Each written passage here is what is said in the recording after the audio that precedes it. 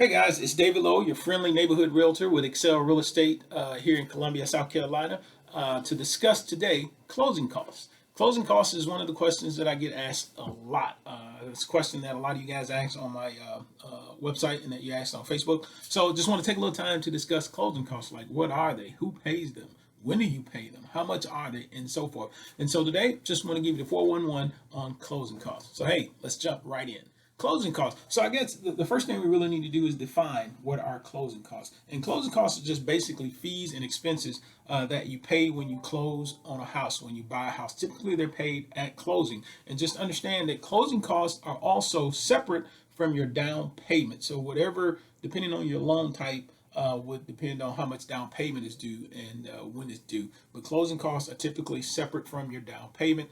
And these are just fees that you pay whenever you purchase or buy a home or when you sell a home. So let's look at closing costs. So some of the things that you'll see whenever you get ready to close on a home, typically you should get what's called an alter statement or a HUD-1, used to be called a HUD-1 statement. And that will have a breakdown for you of exactly what you're paying in closing costs and what those closing costs are.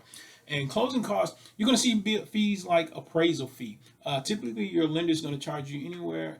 Your lender has to pay for the appraisal that was completed on the house. So you're going to see appraisal fee as a part of your closing costs. You're going to see attorney fees. Yep, can't get away from paying attorney fees.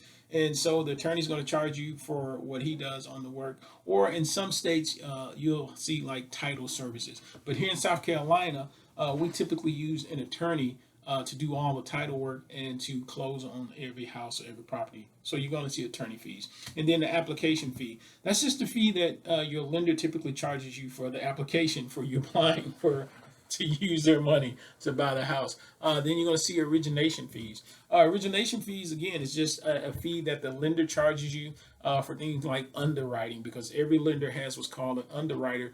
That's who really approves your loan, is the underwriter. So you're going to see origination fees. And then title service fees. Typically you have two title insurance policies that you're going to see. One, you're going to see the lender's title policy. And all that is, that's just designed to protect the lender's interest. And then your own, the owner's or the buyer's title policy. That's designed to protect you. If someone has a claim against a house or other interest in the house that wasn't discovered when you purchased the house, that insurance is going to cover you and pay for that. Okay, so that's something you really, owner's title policy, you can not get it, but I would highly recommend you get the owner's title insurance policy to protect you in your new purchase. And then inspection fees. Now, inspection fees are things that you're typically going to get all those inspections that you have done on the property prior to purchasing. Like your home inspection, your pest inspection, mold inspection, all those different inspections. And then you're going to have like your homeowner's insurance are going to be something that's rolled into your closing costs. Your prorated taxes. So taxes are typically for the entire year, but that seller has to pay and you, the buyer, have to pay the prorated amount. So whatever amount of time the seller's been in the property, they're going to be charged that amount of taxes, and then you'll be charged whichever left on the rest of the year in taxes. So you got to pay that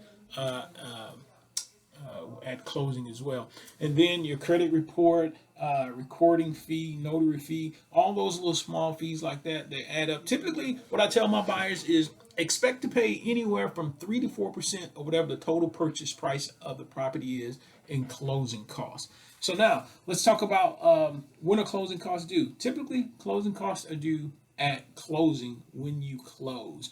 But there are some fees, like I said, that are paid upfront out of pocket. And those are like all of your inspections that you get done on the property, like your home inspection, your pest inspection, your CO 100 inspections, any inspections that you want done on the house prior to closing. Typically, you're going to pay those upfront out of your own pocket.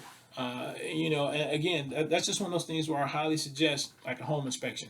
You wouldn't buy a used car without test driving it. So why would you pay hundreds of $1,000s for your new home that you're going to be in for however long without getting a home inspector who's a licensed professional to go in and inspect that property? So home inspection fees.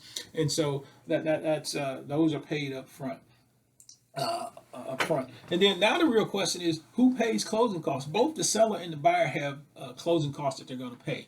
And I'll just be honest with you, there was a time when we were in a buyer's market and the seller would pay for most of, if not all of, the buyer's closing costs. But in today's market, when we're in what's called a seller's market, which means that there's a low inventory, there's not a lot of houses on the market, guess what?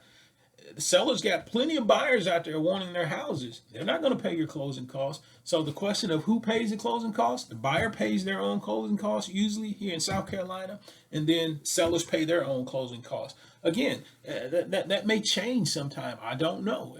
Right now, as long as we're in the seller's market, it's almost unheard of in this seller's market that the seller is paying any buyer's closing costs. So you can look to pay for your own closing costs if you're a buyer and pay your own closing costs if you're a seller. Hopefully this helps you out. For more information, you can log on to my website at www.davidlowe.excelrealestatesc.com and get more information on closing costs, what they are, and who pays what.